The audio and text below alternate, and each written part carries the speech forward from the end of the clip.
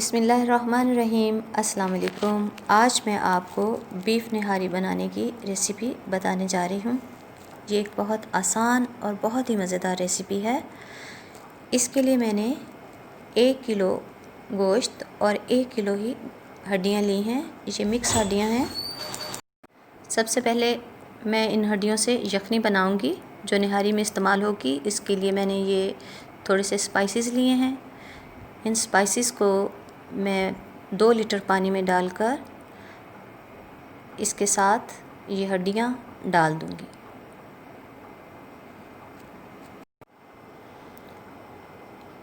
इन हड्डियों को उस वक्त तक हल्की आंच पर पकाना है जब तक कि ये 2 लीटर पानी 1 लीटर रह जाए। फिर हड्डियों को पानी से अलग करके यखनी को हम बर्तन में निकाल लेंगे। अब ये मैंने 1 कप ऑयल लिया है। इसमें मैं ये 2 खाने के चम्मच लहसुन और अदरक पेस्ट डालकर उसको फ्राई कर रही हूँ। इसका कलर हल्का ब्राउन हो जाए तो इसमें ये मैं गोश्त डालकर इसको फ्राई करूँगी। गोश्त को बहुत अच्छे से फ्राई करना है। इतना फ्राई करें कि इसका कलर ये देखिए इस तरह का हो जाए। ये मेरे पास निहारी मसाला है। इसमें से मैंने 5 चम्मच निहारी मसाला लेकर गोश्त में शामिल कर रही हूँ और इसको मैं गोश्त के साथ फ्राई करूँगी। पानी का हल्का हल्का छींटा साथ में लगाती रहूँगी ताकि मसाला जले नहीं।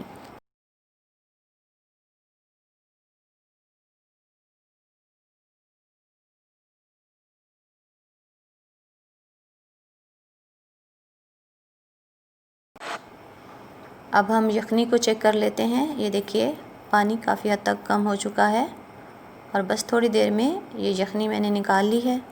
ये 1 लीटर हो गई है। अब ये यखनी मैं इस भुने हुए गोश्त में डाल दूँगी।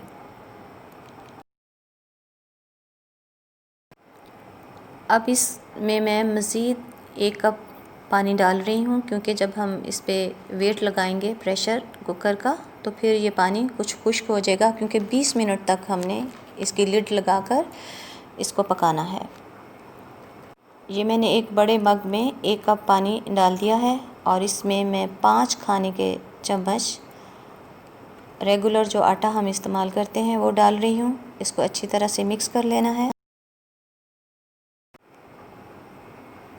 ये 20 मिनट के बाद मैंने कुकर को खोलकर चेक किया है। ये देखिए इसकी ग्रेवी ऊपर आ चुकी है।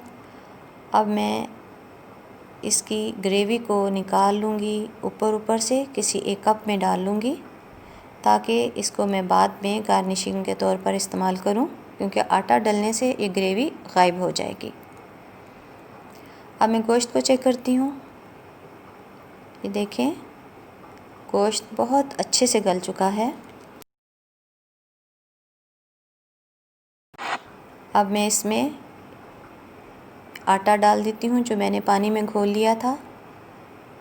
ये सारा आटा इसमें जाएगा और फिर साथ साथ चम्मच हिलाते जाना है ताकि गुठलियाँ ना बने और फिर इसके ऊपर ढक्कन लगाकर तकरीबन मैं इसको 8 से 10 मिनट तक पकाऊंगी। ये आप देख सकते हैं कि ये इस तरह से थिक सी हो गई है और आटा जो इसमें हमने डाला था वो पक गया है। अब हम इसको मज़ीद नहीं पकाएंगे, डिश आउट में कर रही हूँ। अब मैं इसके ऊपर जो मैंने ग्रेवी निकाल कर रखी थी वो इसके ऊपर डाल रही हूँ। इसका कलर बहुत अच्छा हो जाएगा। अब इसके ऊपर मैं सब्ज़ कटी हुई मिर्चें और जूलियन कट की हुई अदरक डाल दूँगी। इससे इसको गार्निश कर लेते हैं। आप इसे चाहें तो लेमन के साथ भी सर्व कर सकते हैं और रोटी के साथ आप इसको खाएं। ये बहुत ही जायकेदार और बहुत ही मज़ेदार निहारी होगी क्योंकि इसे हमने हड्डियों में से निकली हुई यखनी के साथ बनाया है।